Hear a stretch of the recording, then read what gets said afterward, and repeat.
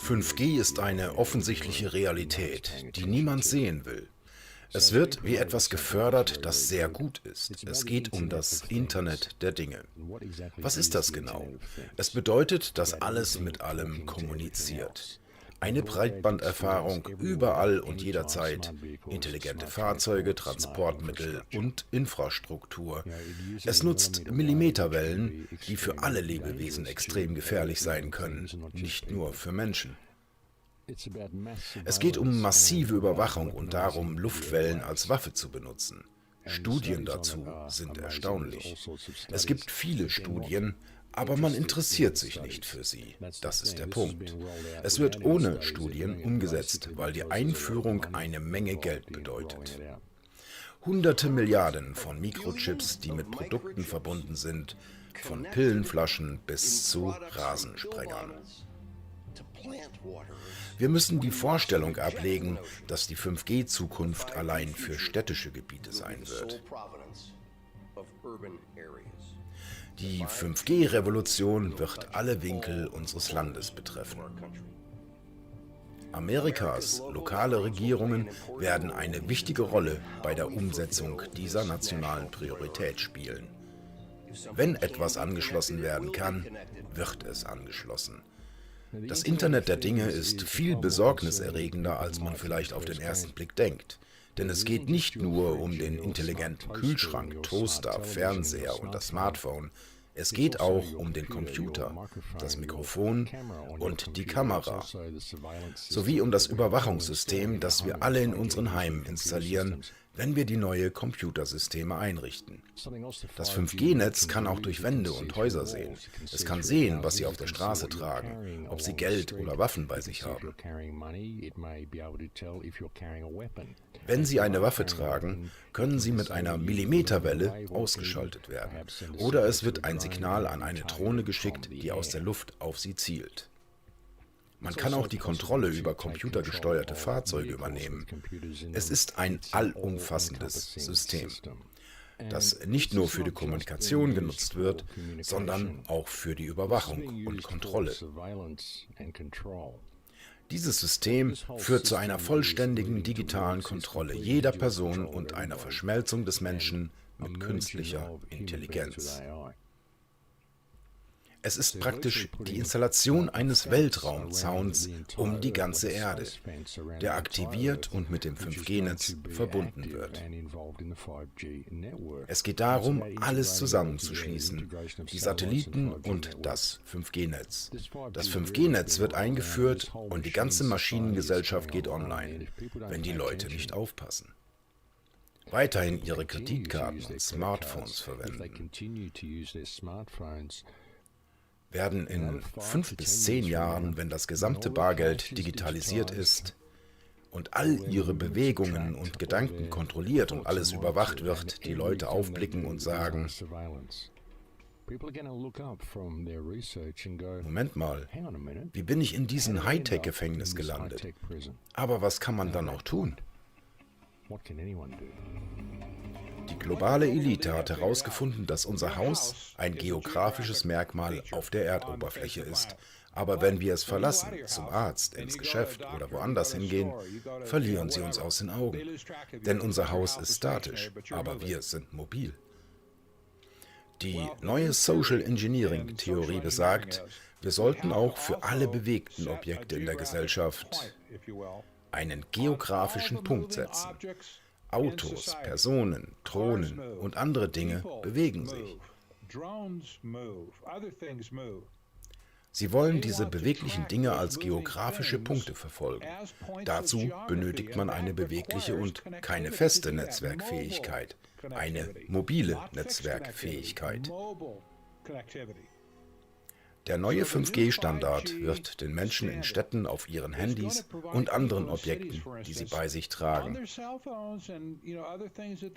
eine Verbindung von mindestens 100 Megabit pro Sekunde ermöglichen.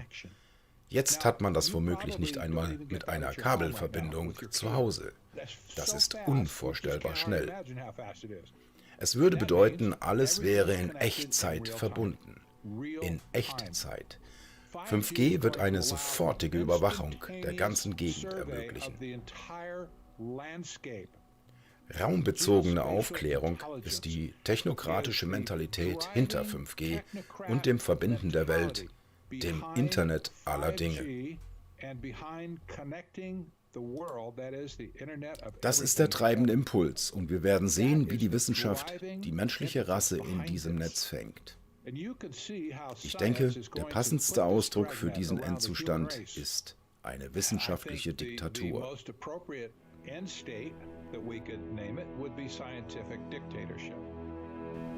This is Jonathan Cahn with a word for this hour. If you've read The Harbinger or The Paradigm, you know that we are replaying an ancient template of judgment. America is following the same course that ancient Israel followed when it turned away from God and ultimately headed to judgment and destruction. Key in that fall of ancient Israel was the god Baal or Baal. Baal was the god of power, the god of fertility, of prosperity, of sexual immorality. Baal was the god of their apostasy. When they turned away from God, they turned to Baal. And Baal was the god that they offered their children to as sacrifices. They would approach his altar, come they put their baby in the metal hands of the idol of Baal, and they would roll their baby into the flames. God would judge them for that. America has also followed the spirit of Baal. We are following the spirit that a nation follows when it turns away from knowing God. We have turned to the spirit of Baal. We have followed the god of prosperity, of power, of apostasy, of sexual immorality. And we have offered up our children, not thousands as they did. We have offered up millions of our children, of our unborn, on the altars of self-obsession. We have offered up over 60 million children in abortion. Now, in the paradigm, it mentioned two cities. I mentioned two cities linked to Baal or abortion. One was New York City, and the other is Washington, D.C. See, these are the two capitals of Planned Parenthood. And it's also the one, New York is where abortion was spearheaded for the nation, and Washington is where abortion was made the law of the land through the Supreme Court. Well, now they are planning to put up the Arch of Baal in Washington, D.C., the capital of America. It's clearly a war that's a spiritual war, spiritual warfare concerning the spirit of Baal. So the Arch of Baal is now being set up in Washington, D.C. And now the arch that is linked to the killing of children. And when is it going to be set up? Now, many of you will see this online later, but still pray. It's going to be set up, it's scheduled to be set up on September 26th. This is telling you something. Believers, this is a critical time. Whether you see this before the events, whatever's going to happen with the Supreme Court, or after, this is a critical time. This is going to be unbelievable. And how Satan is so nervous about Christians going to the Holy Land. How the devil's getting nervous because he knows his time is short. And you will see there will be people who will be coming, who will rise up, anti-Semitics, anti-Israelis, anti-Christians, anti-Christ spirit, and they don't even know they got it. There is an obvious rise of narcissism in this world. There's a rise of psychopaths and sociopaths. Because ultimately this is what the beast and the beast system wants us all to become. Another question over here. Dr. Lennox, St. Augustine said that reason is the enemy of faith. And I would like to ask you a question with regards to original sin. Why would you choose to worship a creator God who forbade man to actually eat from the tree of knowledge, one which you have obviously eaten from because you're a rather knowledgeable man? Why would you choose to worship this sort of deity who would have kept you dumb? That's a very good question. I'll tell you why it's a good question. I notice it was asked originally by a snake.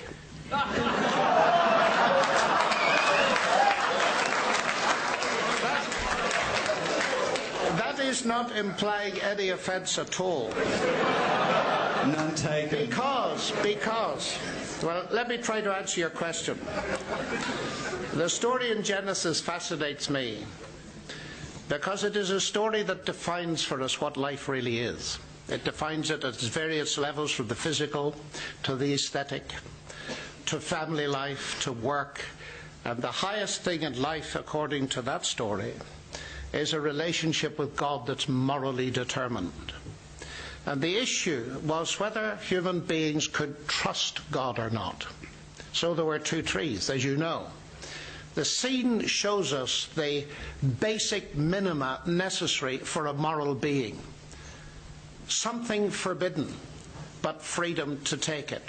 Now, what was the issue? The enemy said, has God really said you shan't eat of all the trees of the garden? Nonsense. And then he pointed out what you've pointed out to me. God wants to suppress you, you see. He wants to keep you down. It'll cripple you intellectually, aesthetically, and everything else if you go for this tree of the knowledge of good and evil. And so they did, and they ate the tree of the knowledge of good and evil.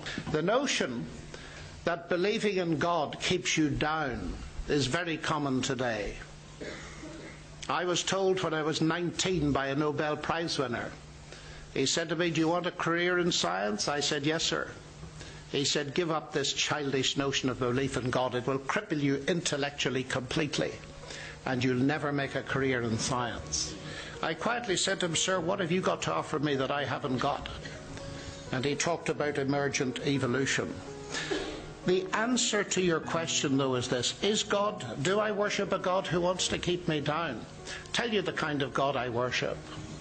I worship the kind of God who made me in his image and coded himself into humanity, came into our world to provide a basis through his death and resurrection that I could become something that I was not by creation, and that is a son of God.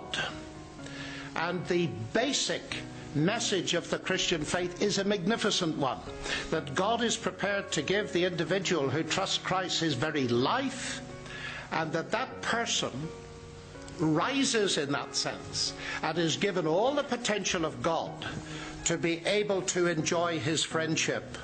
The capacity of enjoying friendship with God is the biggest thing in my life, and it will be the biggest thing eternally. The notion that God is trying to keep us down is actually the original lie.